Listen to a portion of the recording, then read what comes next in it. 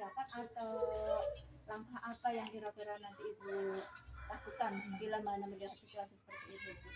Kalau untuk menolong siswa itu seperti itu bukan tidak saya lakukan, karena itu adalah Bu Tati ya, tanggung jawab Bu Tati. Yang saya lakukan, saya akan menemui Bu Tati terlebih dahulu, menanyakan apa sih sebenarnya penyebabnya, kenapa si anak perempuan itu dihukum.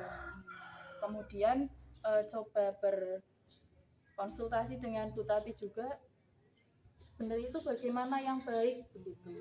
Ya bukan menasehati, hanya sharing saja biar sebaiknya si anak itu tidak dihukum seperti itu, karena itu bisa mengganggu kesehatannya juga, apalagi di bawah sinar matahari, lututnya juga kepanasan.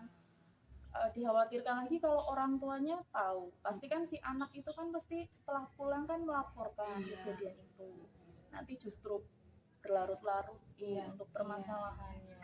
Saya menemui Bu Tatinya dulu, kemudian coba berkonsultasi, coba diskusi apa yang harus dilakukan begitu. Kemudian kalau memang keputusannya Bu Tati ya sudah di hukumannya lain begitu ya, berarti Bu Tati yang berhak untuk meminta anak ayo masuk kembali ke kelas atau bagaimana, karena terus terang saya nggak punya hak sih Bu untuk sini jangan di situ, itu kan bukan wewenang saya, karena itu adalah siswanya Bu Tati. Iya, saya sependapat ya dengan jawaban Bu Langgang ya. Dalam hal ini sebetulnya itu Bu Tati mengalami dilema etika, Bu. Jadi dilema etika itu adalah suatu dua pilihan, itu dua-duanya benar semua, Bu. Jadi Bu Tati itu karena memang karakternya dia itu seorang yang sangat disiplin ya, Bu ya. Jadi dia juga ingin menerapkan agar muridnya juga disiplin. Otomatis itu kan betul ya, Bu ya, karena meneladani lah. Nah, caranya itu yang bertentangan, Bu. Sebetulnya cara itu juga benar, dengan harapan Bu Tati agar anak itu disiplin, agar jerak, agar tidak mengulangi lagi.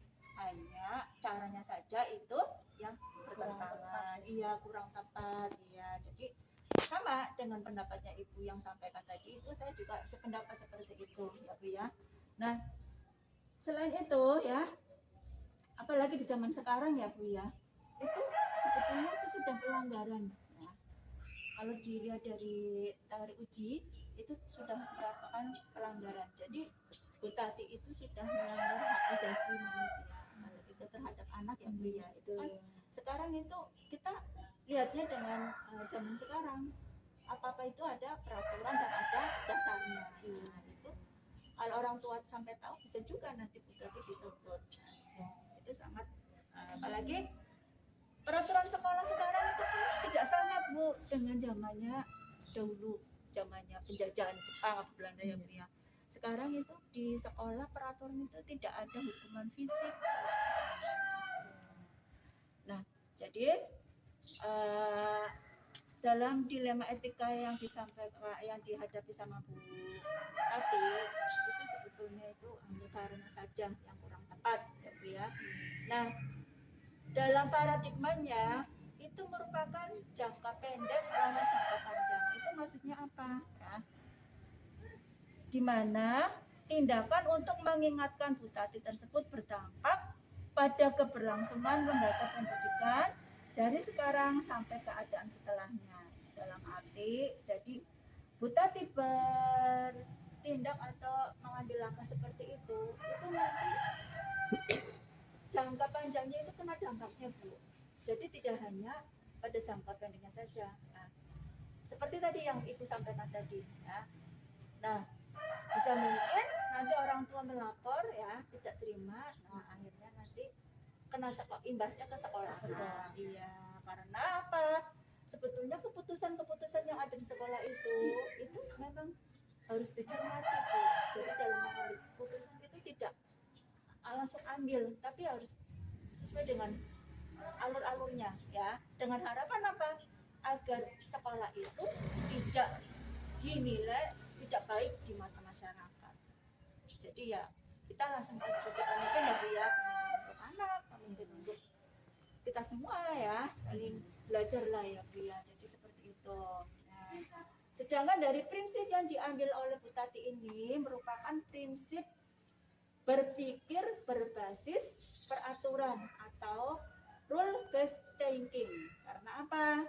karena memang yang dilakukan Bu Tati itu berkaitan dengan aturan, ya, dengan bukti menjunjung tinggi prinsip dan nilai. Nah, jadi apa keputusan yang sebaiknya kita ambil? Nah, saya sependapat juga dengan Bu Langgang, ya.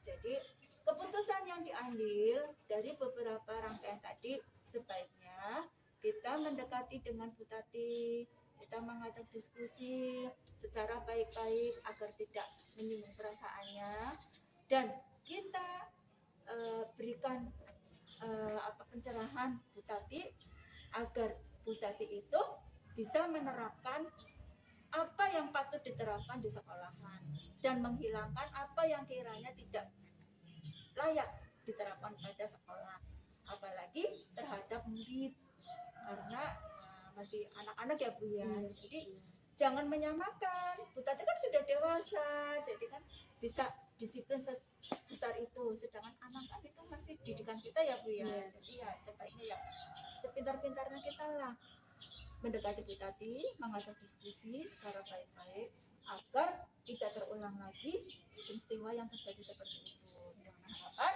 agar sekolahan kita tetap nyaman, tetap mendapat kepercayaan dari masyarakat. Setuju ya Bu ya? Seperti itu ya Bu ya. Ya ini kan sharing ya Bu ya. Bila mana ada kasus seperti ini, apa langkah kita yang ambil gitu. Ya. Terima kasih Bu. Ya, Itu kayaknya udah ditunggu Bu. Oh iya. Iya. Bu, saya tak salah dulu ya Bu ya.